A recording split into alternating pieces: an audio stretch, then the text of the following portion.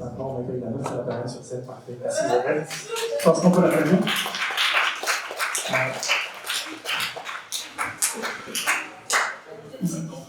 Isabelle veut nous parler d'un truc qui s'appelle le dropshipping. Isabelle, elle est dropshippeuse. Isabelle, elle en vit, elle en mange depuis quelques années. Et les dropshipolata. Et Isabelle, elle va nous dire pourquoi elle est passée de je fais du dropshipping. Donc elle a commencé par nous expliquer ce que c'est, parce que je pense que beaucoup d'entre vous ne savent pas où ont une mauvaise idée de ce que c'est que le dropshipping. Et Isabelle, aujourd'hui, elle fait un truc qui est de racheter des shops en dropshipping et de les revendre. Et donc elle va nous expliquer un petit peu tout ça. Et puis on va se poser la question de comment le dropshipping, l'état d'esprit du dropshipping peut s'appliquer à notre business, même si notre métier, c'est pas de faire du e-commerce. Isabelle Nguyen.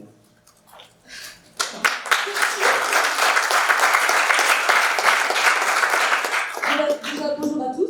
Comme il m'a déjà présenté, on ne va pas y passer 3 heures. Ça, c'est une photo de moi photoshopée pour vous expliquer mon métier. Donc, je suis courtière en e-commerce. Ça veut dire que j'aide les vendeurs de boutiques en ligne à trouver des acquéreurs ou des investisseurs. À côté de ça, je me balade un petit peu partout et je gagne un peu de sous derrière mon écran. Et je fais surtout l'andouille sur Facebook pour animer la communauté e-commerce. J'anime notamment un groupe de killeuses. On est 1200 femmes. Ouais, je suis désolée, j'ai dégagé les mecs. Et mais je vous expliquerai plus tard pourquoi si ça vous intéresse. Pour parler dropshipping et e-commerce. Alors, aujourd'hui, j'ai enlevé le slide? Non? Bon, c'est pas grave. Je vais vous expliquer ma méthodologie pour trouver le type de produit qui est vendable sur les canaux d'acquisition que j'utilise, à savoir la publicité Facebook et Instagram et maintenant Pinterest. Et également la méthodologie de testing pour savoir en fait quand est-ce qu'on est bon, quand est-ce qu'il faut retravailler son offre, ou quand est-ce qu'on a un problème sur les pubs, quand est-ce qu'on peut scaler. Voilà, scaler, ça veut dire augmenter le budget pour gagner plus. Donc, qu'est-ce que le dropshipping? Alors, le dropshipping, c'est de l'e-commerce sans stock. En fait, on n'a quasiment aucun contrôle sur les produits, ni sur l'acheminement, même si on commence à s'améliorer sur cette phase. Et grosso modo, ce sont des petits jeunes, des moins jeunes, qui sont derrière leur écran, qui montent des sites internet, qui envoient du trafic sur le site internet, le client tombe sur le site internet, passe la commande, nous on est content, on empoche les sous, derrière on va passer la commande chez le fournisseur, qui l'envoie directement chez le client. Alors ce matin ça m'a fait sourire parce que Olivier Roche a dit qu'il y avait 100 000 commandes par jour sur AliExpress en France. Et moi je me suis dit, comme c'est notre principal fournisseur, en fait, on est en partie responsable de ce volume monstrueux. On est les plus gros distributeurs de chinoiserie, je pense. Et c'est raciste, rigolez pas. Et voilà, ça m'a fait un petit peu sourire parce qu'il faudrait à terme calculer quel est l'impact, la part de nos commandes par rapport aux commandes des particuliers. En tout cas, qu'est-ce qu'un dropshipper? Eh ben, c'est le Jack Sparrow de l'e-commerce. On est malin, mais on n'est pas des techos. Donc on va chercher systématiquement des raccourcis.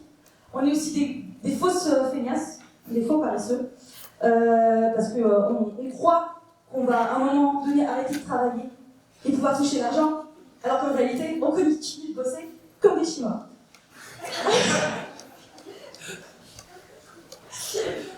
Alors les supports utilisés de base, comme vraiment on est nul en technologie, on va au plus simple. Donc typiquement, vous me demandez de monter un WordPress, bon maintenant je sais monter un WordPress. Okay, mais il y a 6 mois, j'étais là en mode ah mon dieu, mais pourquoi il me parle de cette barbarie? Non, on utilise Shopify. Parce que c'est simple. Parce qu'il y a plein de tutos sur internet. Parce qu'il n'y a pas de prise de tête, on sait exactement quel plugin va où, et ça va très très vite. Moi à l'heure actuelle, un shop, je le monte en une demi-heure, hein, peut-être. Bon, pas toute seule, c'est vrai, il y a des graphismes, mais à part ça, en une demi-heure, c'est torché. Sinon, on utilise aussi des systèmes de tunnels de vente. Donc Learnybox, ClickFunnels, System.io, après c'est la guerre entre les trois, c'est selon les affinités. Moi j'avoue que je me suis lancée sur System.io, voilà. Et mon petit outil secret c'est Hotjar, qui est en fait un plugin un peu espion pour comprendre ce que fabriquent mes clients, enfin en tout cas mes visiteurs sur mon site. Et moi de toute façon je suis une psychopathe, je veux pas de touristes sur mon site. Je ne veux que des acheteurs. Tout le reste, ça m'a fait sourire ce matin l'astuce de Elliot de mettre un pixel dans un forum. Moi pour le coup ça m'intéressait pas du tout parce que ça prend trop de temps et que pour moi c'est des touristes qui viennent lire une information. Moi je veux que des mecs qui soient là qui se disent ah ouais tiens je vais sortir le portefeuille et bam. Voilà. Ça c'était pour mon côté psychopathe. Maintenant c'est Elliot qui vous a alors voilà, ça c'est pour vous dire à quel point le dropshipping est en fait très répandu. Ça c'est un des premiers produits que j'ai vendu sur internet. En fait il existe des centaines de sites qui font ce genre de sport, donc qui vendent des produits sans posséder le stock, ce sont des détaillants. Et je voulais juste vous montrer, hein, il y a quand même au moins 10 pages Google sur le même produit. Et je pense pas que tous les sites vendent, mais en tout cas, la concurrence est relativement rude. Donc, dans un monde où il y a une telle concurrence, comment on arrive à se différencier? Puisqu'on vend tous la même chose.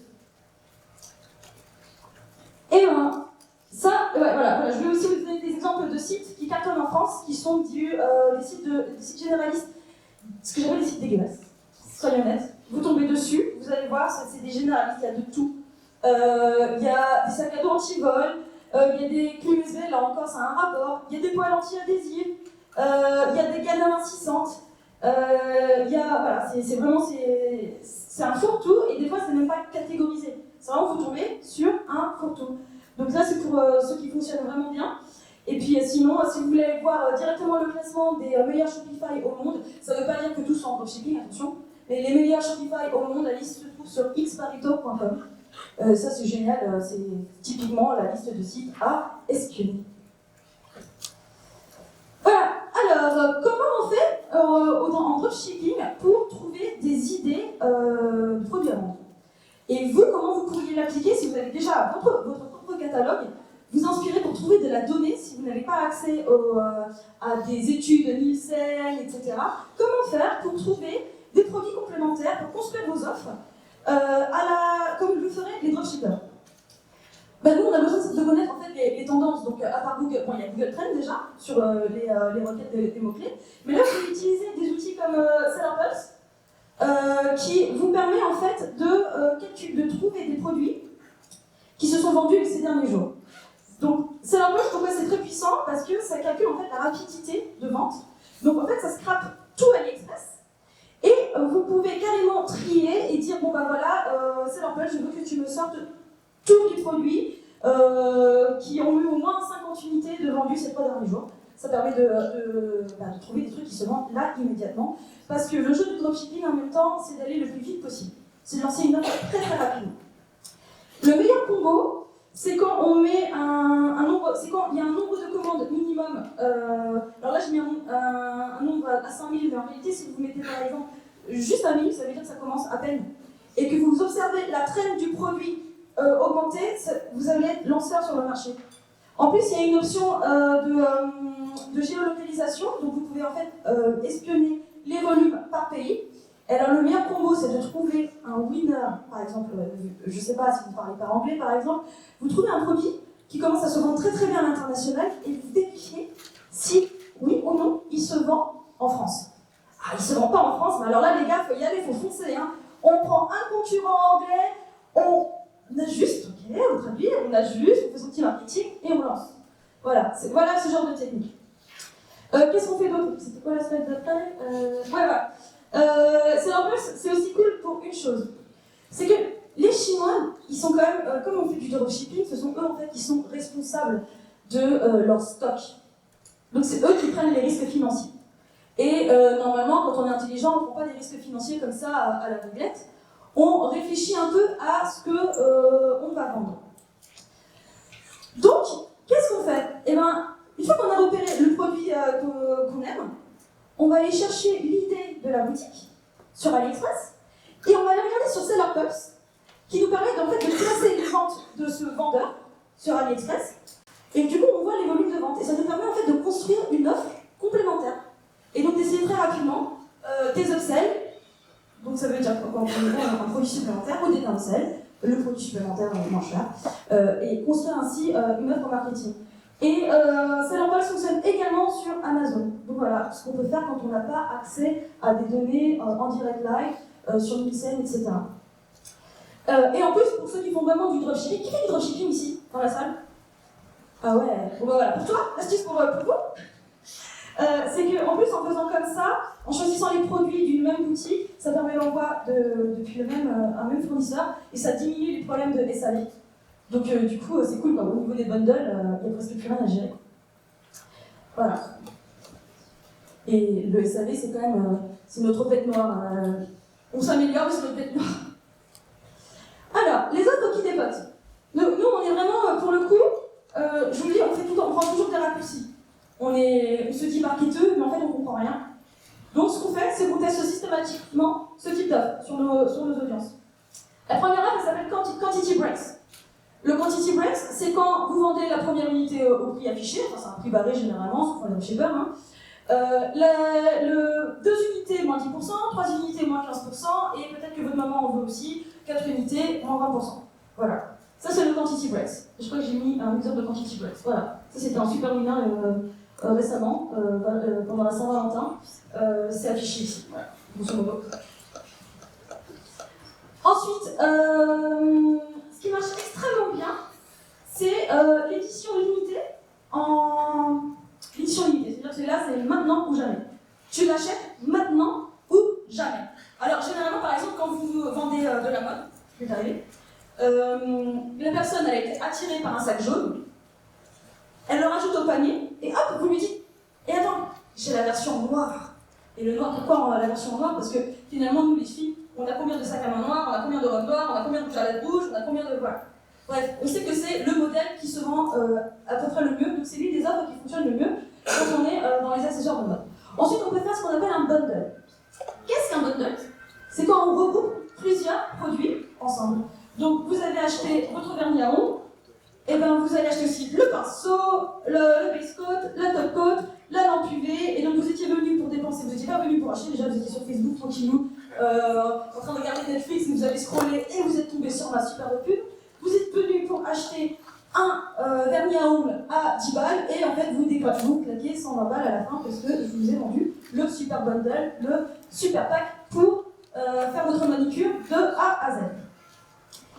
Et enfin, connaître le juste prix des upsells. En fait, quand on fait de l'acquisition payante, le plus dur finalement, c'est de trouver sa rentabilité. Parce que la publicité coûte extrêmement cher. Donc, on va avoir tendance à vouloir bien marger un peu partout. En réalité, sur le produit d'appel, il y a deux stratégies. On peut effectivement faire un x4. On prend un produit qui coûte 8 €. On fait un x4, ça devient notre prix de vente et on essaie de le vendre comme ça. Mais on n'est pas obligé de faire ça pour tous les produits de la boutique et surtout pas sur les upsells. Puisque avec le même coût publicitaire, le même coût d'acquisition d'une personne qui atterrit sur mon site, si elle me prend en plus un deuxième vernis et que je marge moins, c'est quand même tout bénéfique. C'est quand même 2 balles qui sont rentrées dans ma poche au lieu du je sais pas combien selon la typologie du produit. Ça va, je vous ai pas fait. Alors, maintenant, comment on fait de l'espionnage industriel à petite échelle? Alors là, c'est une façon, en fait, c'est une veille. Vous êtes tous sur les CEO, ils sont tous sur Twitter, et ils observent les tweets pour les derniers tools, etc. C'est vrai. Bon, moi, j'aime pas trop Twitter, hein, j'y suis, mais j'y suis pas. Et ce que j'utilise plutôt, c'est qu'en fait, j'essaye de trouver tous les feeds des RSS des boutiques qui m'intéressent, et je les mets dans Slack. Voilà, sur Shopify, il faut utiliser ça, le nom du site, /collection, avec un S, alors là j'ai déconné au niveau des mises en page, /all.atom, et on met ça dans l'app RSS de Slack. Slack va vous demander sur quelle channel l'envoyer, et boum, vous le mettez, vous redistribuez bien, si vous êtes sur plusieurs niches, pour que ce soit intelligible. Parce que normalement, les gros sites envoient souvent des produits, donc on voit ce qu'ils testent, et si vous mettez tout sur un channel, vous allez mourir. Voilà. Et l'autre pratique que l'on fait, c'est qu'on ajoute au panier.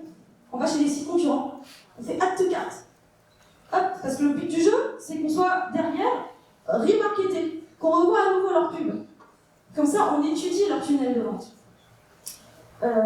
Qu'est-ce qu'on peut faire d'autre? On entre ensuite en email pour acheter sur la boutique. L'email de Facebook, l'email que vous utilisez pour Facebook. Comme ça, vous êtes sûr que quand vous serez sur Instagram, quand vous serez sur Facebook, vous allez également revoir les pubs qui vous sont destinées. Et enfin, l'autre hack, c'est de faire une simulation d'achat. Bon alors, le mieux c'est quand même d'acheter pour parce que ça c'est une légende. Je sais même pas si c'est vrai, mais je vous partage la légende parce que je le fais. Mais je connais pas l'impact vraiment. Mais je vous dis. Mais grosso modo, on simule grâce à ce script un achat sur le site du concurrent. Donc ce qu'on fait, c'est qu'on va récupérer le content ID. On a besoin de l'extension Facebook Pixel Helper, qui nous permet en fait, d'habitude ça permet de débugger le pixel. C'est pour savoir si le pixel Facebook est bien mis sur le site et si tous les événements sont bien répertoriés tel qu'on en a besoin.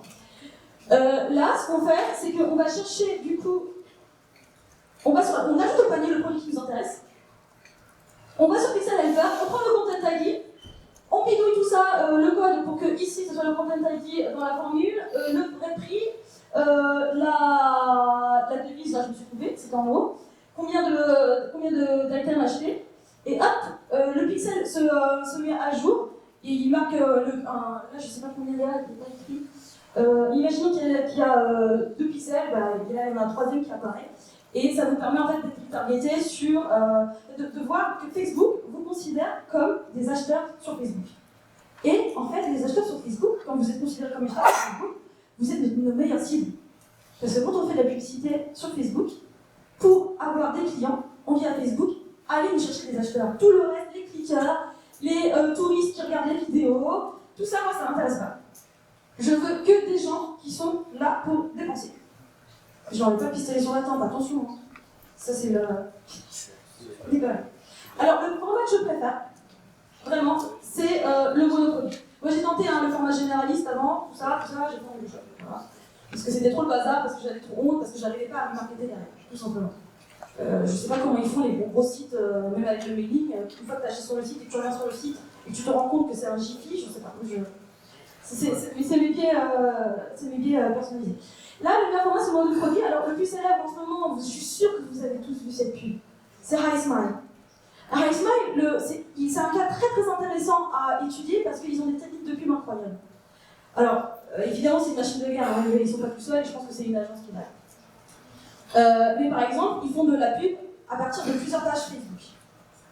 La page, ils ont une page de branding, donc c'est la page où on poste le contenu, où on attire les personnes vraiment qui sont fans de la marque, et puis on utilise d'autres pages pour faire la pub, pour ne pas se faire bloquer par Facebook en fait.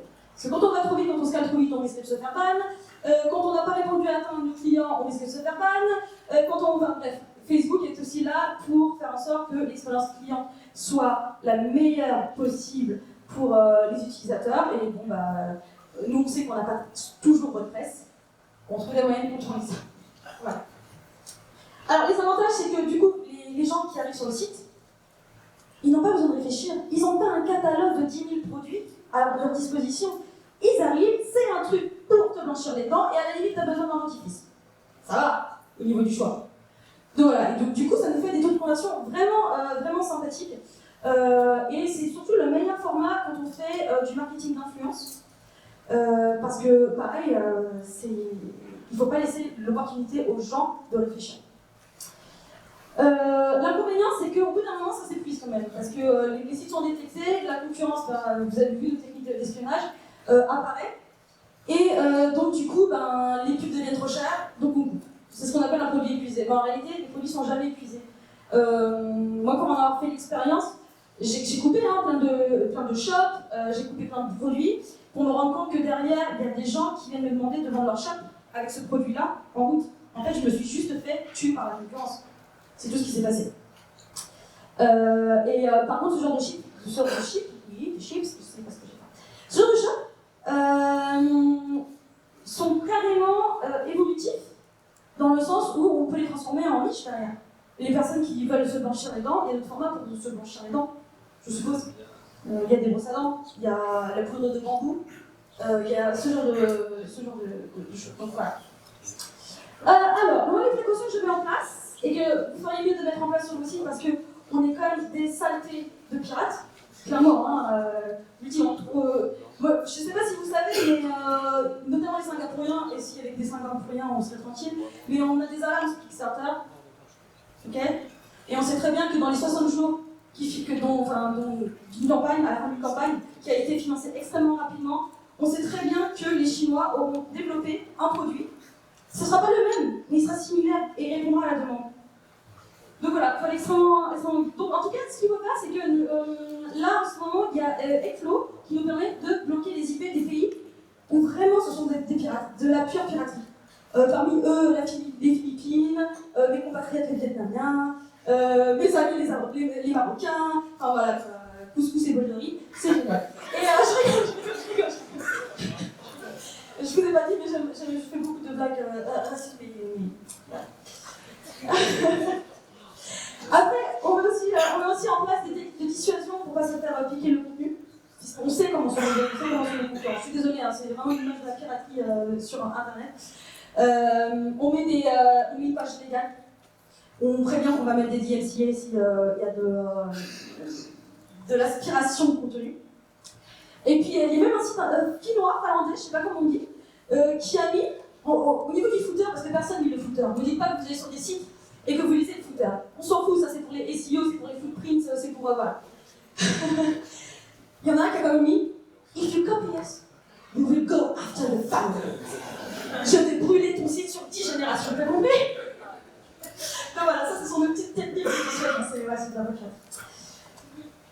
Alors, les éléments de conversion de base, alors nous, pour tout est pensé marketing. Hein. Tout le reste, on s'en fout des balises, etc. Parce qu'on ne fait pas de SEO, on est vraiment, c'est pur trafic payant. C'est vrai que le jour où les pubs s'arrêtent, on fait une grosse PLS, on pleure, on se roule en boule, et on va voir maintenant. Mais sinon, ce qu'on fait, notre boulot finalement, pourquoi le dropshipping est devenu une discipline du web? Parce que à cause des délais de livraison extrêmement longs, et encore, bon, maintenant on arrive à les réduire drastiquement, on est obligé de tout mettre en place pour rassurer nos clients. C'est déjà le cas sur les e-commerce classiques, mais alors c'est encore pire chez nous. Donc qu'est-ce qu'on fait? On met en place un numéro de téléphone, accessible, enfin pas accessible, mais les garanties sous forme de badge, juste des garanties légales, mais si on est dans la capacité, parce qu'on travaille très bien avec un agent d'offrir davantage, on offre davantage. Les boutons ajout au panier en très très gros, il faut dire que nous, vraiment, au niveau même si on sait que les ventes se font au niveau du desktop, on met le pâté sur le mobile. Parce qu'on est sur les réseaux sociaux, donc nos clients, la plupart du temps, sont sur les réseaux sociaux, donc nous, on s'occupe que de l'optimisation du mobile. Donc le bouton ajout au panier est extrêmement gros et il est fixe en bas de l'écran. Et il a une couleur contrastante. En ce moment, ce qui fonctionne bien, c'est le dégradé. Vous allez sur Pinterest, hein, vous tapez Color Gradient et vous allez trouver des magnifiques couleurs, ou sinon le gros bouton vert classique de l'e-commerce. Enfin, si j'écris quoi, j'ai pas mes lunettes. Ah oui, c'est bien d'écrire aussi les heures de disponibilité du SAV, surtout quand c'est vrai en fait, quand vous êtes vraiment derrière votre téléphone et que vous faire, parce que parce qu'on a des logiciels comme ça qui vous renvoient sur le répondeur, tout le petit sont occupés. Vous voyez rappeler. Et ouais, désolée.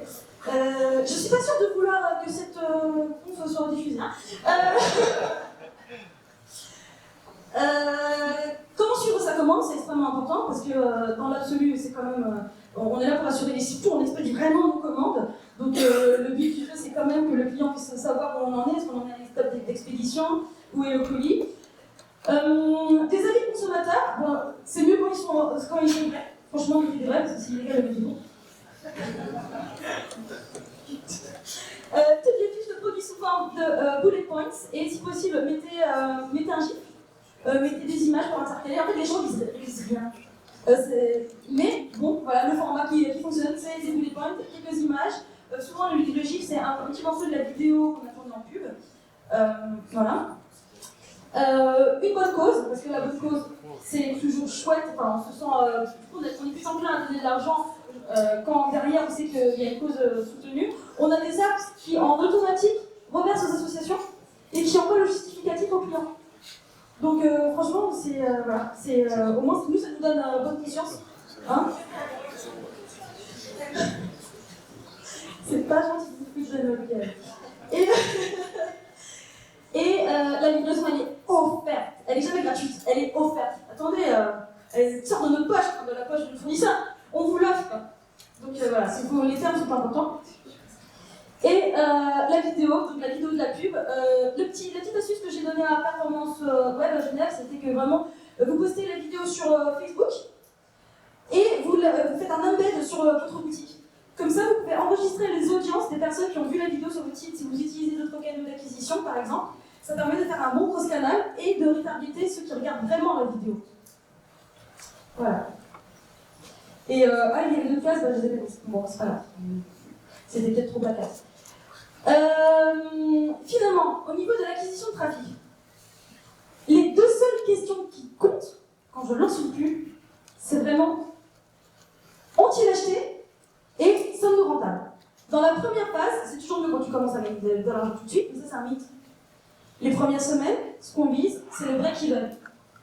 On essaie d'accumuler de la data, un maximum. Alors après, je ne vous dis pas, il y a effectivement des produits où dès le premier jour, on est très très rentable, mais c'est de plus en plus rare. Donc, parce qu'il y a de plus en plus de concurrence. Et moi, pour vous faire un ordre d'idée, je réussis un lancement sur 10, à peu près. Voilà, il faut juste s'accrocher. C'est un sport national, c'est un marathon. Et franchement, pour une nana qui n'est pas sportive, je vous assure que c'est beaucoup d'efforts. Alors, Facebook est magnifique, Maintenant, vous pouvez carrément aller voir directement les publicités de vos concurrents grâce à ce lien. Et quand vous tapez par exemple HiSmile, vous allez vous retrouver avec une multitude de pages différentes. Mais c'est génial parce que ça permet de voir à quelle allure ils postent le contenu. Et de toute façon, là, avec les mises à jour de septembre qui arrivent, content is king. Hein, nous, ça nous cassait les pieds. Ça nous cassait les pieds. Mais on a compris que maintenant, on n'a plus le choix. Il va falloir donner du contenu à Facebook pour faire durer. J'ai un autre truc à dire là-dessus. Bah, si ça me revient, je vous dirai. Voilà. Alors, quand on monte ces publicités, on s'assure que les bonnes personnes voient la publicité. On est là que pour avoir du trafic ultra qualifié, pas de touristes. Donc, moi, j'exclurais, et si j'étais vous, je ferais pareil, parce que vous savez qu'on est des dropshippers, on est des pirates. On va venir regarder ce que vous faites, et on va trouver un équivalent pour le vendre. C'est ce qui se passe, c'est la vérité, c'est la réalité. Donc, excluez-vous de vos pubs. Montrez pas vos pubs aux dropshippers. Excluez le dropshipping. Comme on est franchement pas super fort en technique, excluez tous ceux qui aiment Shopify. Direct. Ça, c'est facile. On exclut les fans d'AliExpress, ça c'est pour les commentaires. Ah là là, j'ai trouvé la même sur AliExpress.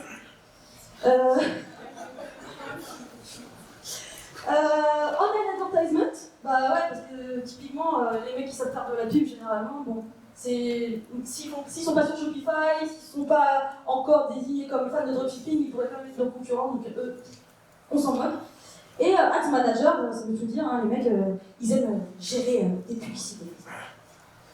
Et également, en deuxième phase de testing, moi j'aime bien exclure toutes les personnes qui ont vu que 3 secondes de la vidéo. Là, il y en a c'est 3 secondes, c'est pas 3%. 3 secondes de la vidéo pour maintenir mon taux de répétition bas.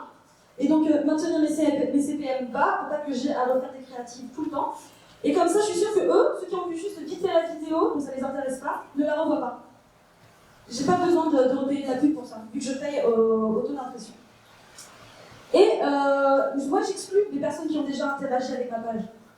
Parce qu'en réalité, elles ont déjà interagi, mais moi je fais des acheteurs. Est-ce qu'ils sont considérés comme des acheteurs par Facebook? Non. Ils sont considérés comme des fans, comme des cliqueurs. Donc, voilà. Au pire, à eux, je leur ferai un petit post et je ferai un petit boost. Mais dans mes campagnes de conversion, c'est comme ça. J'exclus tout le monde. Donc voilà, quoi vous dire de plus? Hop là, la structure publicitaire sur Facebook. Il y a plein, c'est bon. J'ai enlevé la. Ok, très bien. Alors, on fait une espèce de pyramide pour comprendre le tunnel de vente. En haut, vous avez le trafic froid. Donc, ce sont ceux qui ne vous connaissent absolument pas. Ils ne vous ont jamais vu, ils n'ont jamais entendu parler de vous. En tiède, ce sont ceux qui vous ont vu. Ils ont vu une vidéo, mais ils ne sont pas encore entrés en contact avec le site. Après, les trafics chauds, ceux qui sont venus visiter le site, et ceux qui ont fait un ajout au panier. Eux, ils rapportent bien. Et enfin, il y a les clients existants. Parce que maintenant, avec le nouveau dropshipping, on arrive à plus faire des choses, des shops jetables, mais on arrive à réactiver une base clientèle, ce qui était vraiment un gros défaut à la base. Les gens étaient peu satisfaits du délai de livraison, donc ils avaient tendance à ne pas revenir. Bon, vous, en tant que vrai commerçant, vous êtes beaucoup plus structuré et plus intelligent que nous. Vous allez moins avoir ce problème. En tout cas, nous, on arrive à réactiver notre base. Au niveau des formats, il faut toujours respecter l'emplacement de la pub. Donc, quand on lance, moi, quand je fais un testing, j'élimine tout. Je ne veux pas que la pub elle apparaisse sur Messenger. Je ne veux pas que la pub elle apparaisse sur les instant articles. Je veux qu'elle apparaisse sur votre fil. Vous êtes sur Netflix, vous êtes en train de scroller, je dois faire un truc de fou. Par exemple, oh mon Dieu, ce produit est absolument magique. Des fois, vous voyez des pubs comme ça avec des bandes, ce produit est magique. Voilà, ça c'est probablement moi. Et voilà, je sais plus ce que je veux dire. Et mon but, c'est vraiment que vous rentriez sur le site. Ensuite, ce qui fonctionne bien, c'est au niveau du trafic. Donc, au niveau du trafic tiers, généralement, je rebalance carrément la même pub comme le trafic froid. C'est juste pour mieux contrôler mes retours sur mes ROI, mes KPI. Et après, au niveau du trafic chaud, c'est typiquement des carousels de témoignages clients, de vrais clients, parce que mon objectif principal, dès les premiers jours où ça commence à vendre, c'est d'obtenir des avis clients. Donc je stream tout sur Facebook, je fais la totale, j'arrive à livrer entre 5 et 10 jours en Europe. Donc vous pouvez être sûr qu'au niveau du 4e jour, j'annonce que le colis va arriver. Ensuite, je préviens que je vais demander une évaluation contre un cadeau. Ensuite, je demande l'évaluation. Cette évaluation, je leur demande de le faire directement sur le post Facebook de la pub, en conversion froide. Comme ça, il y a directement les avis sur la pub, des avis de vrais clients. Je script tout ça. Je mets ça sur une page avis sur le site. La page avis sur le site, bah c'est super, parce que quand on commence à rentrer sur Google, il y a le nom du shop plus avis. Et après cette page avis, je la fais passer sur un logiciel qui s'appelle Lumen 5, qui permet en fait de transformer des articles de blog en vidéo en 2 secondes. Et cette vidéo-là, je la réutilise dans mes pubs, au niveau du traffic show, et au niveau, non, pas le traffic show. Et voilà. J'espère que j'ai été claire. Yes. En tout cas, nous, notre clé de réussite en dropshipping, vous nous verrez vraiment faire des vidéos professionnelles. C'est pas un spot publicitaire, vous n'êtes pas sur le site Facebook pour regarder de la pub. Vous détestez ça, la pub, on est d'accord. Vous voudriez nous masquer à jamais de votre fil d'actualité. Donc nous, ce qu'on fait, c'est qu'on fait des tutos, on fait des trucs artisanaux. On demande à mamie de regarder de dire un truc sur le produit. Voilà, c'est vraiment ça. Quand vous tombez sur notre pub, généralement, ça ressemble à un truc artisanal, c'est pas un truc chialé. Voilà. Ouais. Alors la structure de testing, c'est vraiment systématiquement, je ne fais que de la conversion achat. Je cherche l'acheteur impulsif. Le reste du monde ne m'intéresse pas. Alors sauf quand on fait du branding, il y a des techniques de branding où là on fait du brand awareness, etc. Mais ça c'est quand on a un budget colossal. Moi je fais pas partie de cette clique de dropshippers sur YouTube qui s'affiche avec une Lamborghini, une Rolex et une bombasse. Je suis une fille normale et surtout j'ai une stratégie un peu plus ce qu'on appelle low-key parce que je ne veux pas être détectée par la concurrence. Moi je veux vendre mon produit et je ne peux pas faire un scaling brutal et trop rapide pour qu'on me laisse tranquille. Maintenant, les techniques de scaling elles sont extrêmement simples, mais on est là pour parler du testing, on est en phase de test. On regarde si le produit fonctionne ou pas. Donc systématiquement la fenêtre de conversion elle est à 1 jour. La langue, je mets toujours, j'ai mis plus, ouais, c'est bon. Français. Mais tout le monde, hein, même les Québécois, ils ont le droit d'acheter sur le site. Et les Belges. Et je mets seulement les résidents. Je mets seulement ceux qui sont connectés en Wi-Fi. Et je mets que le fil d'actualité sur Facebook. Je ne fais pas en dessous de 10 adsets, et même j'en fais plus, ça dépend de mon budget du moment. Si je suis partie trop longtemps en Thaïlande, ce genre de choses, je me calme sur le budget. Mais sinon, c'est 10 adsets minimum, et si on peut faire plus, on en met beaucoup plus. Des audiences à 1 million, pour nous donner la possibilité de scaler. Parce que le plus dur, c'est de trouver un adset qui prend. C'est de trouver un ensemble de publicité qui va vendre. Donc une fois qu'on l'a trouvé, lui, on veut le scaler, on ne veut pas juste c'est là. En tout cas, il faut le maintenir un peu vivant. Et moi, je suis pas très adepte du ciblage. Déjà, je travaille que sur un business manager en anglais américain, parce que Facebook a été créé pour les Américains. Et que des fois, il y a des fonctionnalités qui n'apparaissent pas, ou des outils de ciblage qui ne sont pas disponibles pour les Français. Alors que quand tu annonces que tu speak English, ça change. Et je vise par tranche d'âge, en fait. Quand je ne connais pas mon avatar. Après, quand je me mets à vendre des rouges à lèvres, je sais qui à peu près. Et encore, les mecs peuvent très bien offrir un joli rouge à lèvres à la femme. C'est un peu sexiste, enfin, c'est un peu comme hein, tout le monde fait ce qu'il veut. Et voilà. Donc si on connaît son avatar, on cible. Si on ne connaît pas son avatar, on laisse l'intelligence artificielle et surtout on laisse assez de temps à Facebook pour réfléchir. Ceci étant dit, en conversion achat un jour, moi je suis une psychopathe. Je lance quand ça veut bien lancer à la bonne heure, parce que Facebook fait des caprices. Mais je lance mes publicités à 4h30 du matin, à peu près, 4h. Avant je les lance à minuit, mais plutôt à 4h. Et entre 9 et 11h, je me lève et je regarde mes assets. Et là, je suis une brutasse. Tout ce qui n'a pas vendu, c'est quasiment presque poubelle. Presque poubelle. Sauf si je commence à avoir des ajouts au panier. Dans ce cas-là, la première métrique que je regarde, c'est les ajouts au panier. En réalité, je regarde le CTR link click. Donc, c'est le nombre de personnes qui ont cliqué sur le lien sur la pub. S'il est en dessous de 1%, c'est que vraiment j'ai merdé. Il faut que je change ma pub et que je les appelle. Je leur demande de cliquer sur la pub. Appel à l'action. Si le CPC est à 1€, ça veut dire qu'il y a un problème sur mon offre. L'offre sur ma page, il y a un truc qui ne va pas. Il y a peut-être un prix, il y a peut-être un bug de Shopify. En tout cas, quelque chose se passe sur la page produit. Et il faut que j'aille rectifier. En tout cas, je passe sur Hotjar et je regarde ce qui les a bloqués. Ensuite, je regarde mon CP. Cost per purchase, CPP, mais on dit CPR. Cost per action, CPR. Donc, en fait, on a quand même un coût par achat cible. Il faut toujours se dire que Facebook va chercher à nous prendre au moins un tiers du prix de vente du premier objet. Et après, au fur et à mesure qu'il se rend compte qu'on gagne bien notre vie avec Facebook, il augmente le CPR. Mais grosso modo, c'est ce qui se passe. Et ensuite, la dernière métrique, c'est le retour sur investissement de la publicité. Donc, si j'ai mis 10€ et que ça m'a rapporté 30€, si ça déclenche une vente à 30€, on a un ROAS de 3. Et ça, en fait, il faut calculer son ROAS break-even, le ROAS qu'on est prêt à supporter. En tout cas, c'est ce que je disais en début de conf, les premiers jours, il faut accepter de ne pas gagner d'argent, mais il faut vendre. Il ne faut pas juste « Ah, les spéciales, ils sont cool, et j'ai des ajouts au panier ». Non, on est là pour vendre. On n'est pas là pour espérer. Et quoi d'autre? Et puis sinon, je crois que c'est la dernière slide. Ça, c'est mon protocole de test sur Facebook et sur Instagram, mais il existe beaucoup de protocoles selon votre niche. Il ne faut pas faire n'importe quoi. Tous les produits ne sont pas vendables sur Facebook. Tous les produits ne sont pas vendables sur Instagram. Et tous les produits ne passent ni sur Snap ni sur Pinterest. Donc, il faut juste prendre un produit d'appel, un produit qui fasse très Facebook. Le reste du catalogue, c'est pas très grave si il ne s'y prête pas forcément. Voilà. Merci.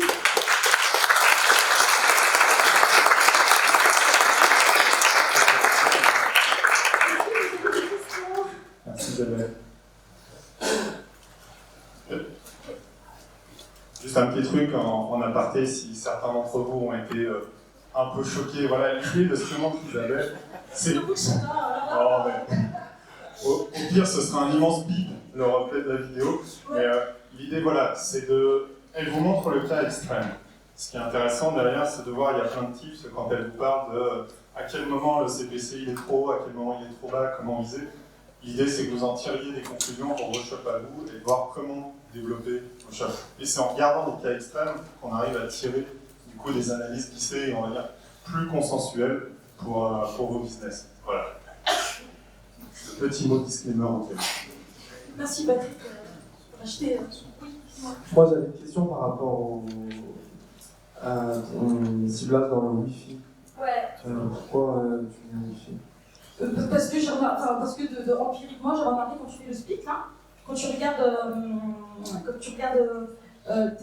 ton optimisation, en fait, moi j'ai remarqué que tout venait plus de Wi-Fi. Donc comme je veux pas m'amuser à tout faire de tunnels, de targeter, etc. et faire un shop compliqué, ben, je veux que les personnes achètent tout de suite. Donc généralement, elles sont plus. Quand elles sont en 3G, par exemple, elles vont être dans le bus, ou elles vont être en déplacement, ou elles sont en train de faire quelque chose, et elles ne sont pas dans le meilleur des moods pour acheter. Ce qui est faux, parce que des fois, tu mets en 3G, c'est pas la vie d'être en Wi-Fi, dans ton lit, etc. C'est vrai. Mais normalement, quand tu es en Wi-Fi, tu es dans un endroit un peu plus posé, et plus enclin à acheter. Encore une question ici. Merci beaucoup pour ta conférence. J'ai une question par rapport au lancement à 4h du mat. Il y a beaucoup de marketeurs qui disent qu'il faut le faire très tôt. Est-ce que tu peux m'expliquer pourquoi? Parce qu'en fait, on est comme des robots, on sait à quelle heure on lire les métriques derrière. Okay. En réalité, alors à l'époque, ça venait du fait que Facebook, il y avait une phase de démarrage en début de journée et ils dépensaient ton budget sur toute la journée. Bon, maintenant ils font plus ça, hein, ils dépensent sur les 24 heures. Donc en réalité, ton objectif à toi, c'est d'obtenir un CTR extrêmement élevé à 4h du mat, c'est un peu dur, tu vois. Si tu veux lancer à 16h, ça marche aussi. C'est juste que nous, on a notre gym, c'est de l'ING. Ça fait des mois et des années qu'on fait ça. Et donc, du coup, on sait qu'à 11h, on arrête de regarder Dora l'exploratrice et on regarde le PC, tu vois. Voilà. Il y a une question ici. J'arrive là. On va essayer de faire vite, parce qu'on enchaîne derrière avec. On est sur de la... Je suis là. Ah oui, excuse-moi. On est sur de la PEP, parce que c'est des campagnes payantes. À quel moment, quel est le ratio entre le nombre de sites que tu fais, le budget investi, quel est le ratio pour que ce soit rentable? Parce qu'on parle de rentabilité aujourd'hui. C'est quoi ta question, Dora? Enfin, tu veux dire combien de sites? À partir de combien de sites et combien de thunes tu investis pour que ce soit rentable? C'est un peu compliqué. Moi, le premier jour, généralement, j'annonce à Facebook que je vais lâcher 1500. Je l'ai jamais 1500 parce que je coupe tout comme une psychopathe derrière. Mais grosso modo, et je suis en break-even, donc les premiers jours, finalement, je perds pas d'argent. Mais par contre, ce qui est vrai, c'est que je plante quand même 9 sites sur 10. C'est clair, ça c'est clair et net. Je le plante. Parce que j'ai eu la flemme de faire un ciblage, par exemple.